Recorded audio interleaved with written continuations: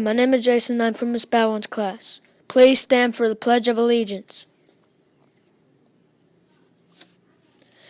I pledge allegiance to the flag of the United States of America and to the republic for which it stands, one nation, under God, indivisible, for liberty and justice for all. We would like to wish a happy birthday to Lenny Lopez and Angel Runo. Special announcements. Here's Mr. Wells with a few announcements. Good morning, Mustangs. Welcome back. Today is Tuesday, February 11th. Today, we're going to have another great day like we did yesterday. We have several guests that's going to be in our building today. We're going to have several guest teachers and several guest staff. So we want to make sure that we represent Miles Lane very well. Students, today and for today only, we're going to issue you a challenge. And so make sure you listen up very closely. What I have in my hands right now is green tickets, all right? So today, we're not going to use golden tickets. We're going to use green tickets only for today. Because today, I'm issuing every class a challenge. Because you want to earn as many green tickets as you can. And just like with golden tickets, you earn them for being respectful, being responsible, being safe. The same thing. But this time, you can earn them not only doing hallway transitions. Not only can you earn them doing bathroom breaks, you can also earn them from Miss Brinson for lunch behavior. Also, you can also earn them when anytime another adult enters your classroom, if they see that majority of you are on task or paying attention to the teacher and being quiet, they will also give you a green ticket. So there's multiple ways of how you can get green tickets, including special area. Your special area teacher can also give you a gold ticket at the end of the special area class based off the behavior. And if somebody walks into the special area class and they see that you are engaged and you're paying attention, you're being respectful and responsible, you can earn green tickets. The class with the most golden tickets by the end of the day will earn a class reward. We want to see which classes can earn the most green tickets today. This is only for today, and then tomorrow we'll go back to our golden tickets. So we want to see classes earning those green tickets. I want to see green tickets everywhere throughout this building. Also tomorrow we have our first ever club day for kindergarten, first and second grade. That's going to be at 2:30. And then on Thursday, we have our first ever club day for our third, fourth, and fifth grade. And then remember, students, there is no school on Friday, but it's still school for teachers, though. So no school on Friday. So let's make this a great day. Everybody wants to come in on top. That's whether it's the Super Bowl, whether it's the World Series, the NBA Finals, or being the heavyweight champion.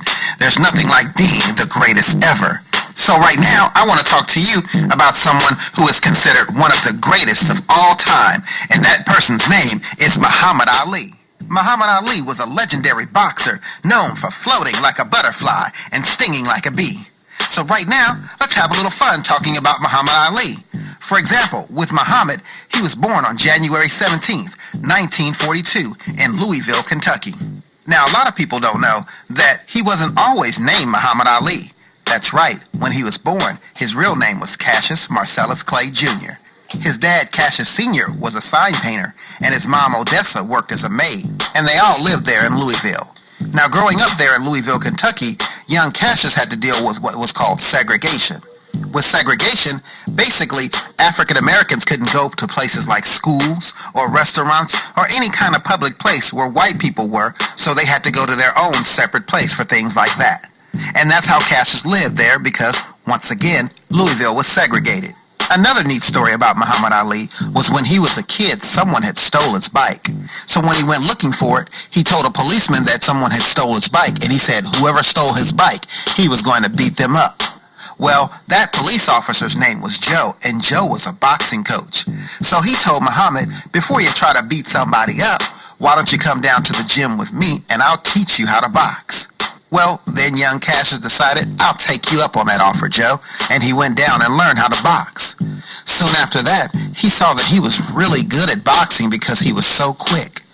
As an amateur, he fought 105 fights and won 100 of them, so he did really good starting off. Young Cassius also won what were called Golden Glove Championships and went on to win a gold medal in the Olympics in 1960, beating all the competition there. Cassius continued on to box and won many fights in his boxing career, and then he finally got his chance to go for the heavyweight championship of the world in 1964. That was where he went up against then-champion Sonny Liston.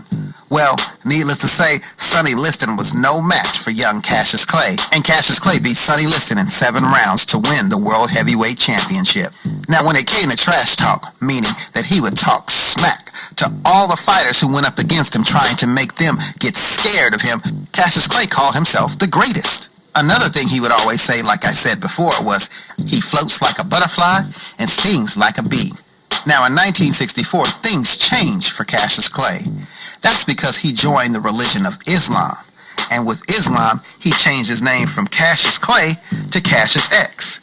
And then, later on, he changed his name to Muhammad Ali. Many people questioned the change, but Muhammad went on with the name. And then, during that time, there was a war going on, and Muhammad was drafted. What drafted means is, the government tells you that you have to go and fight in the war for your country. But with Muhammad Ali, he didn't want to fight because he said it was against his religion, so he didn't go. Well, that also made a lot of people mad. So in 1967, Muhammad Ali was stopped from fighting by the Boxing Commission and did not return to boxing until 1970, 3 years later. Now, when he returned, he was ready to go and take on the world, of course, to get his boxing championship back.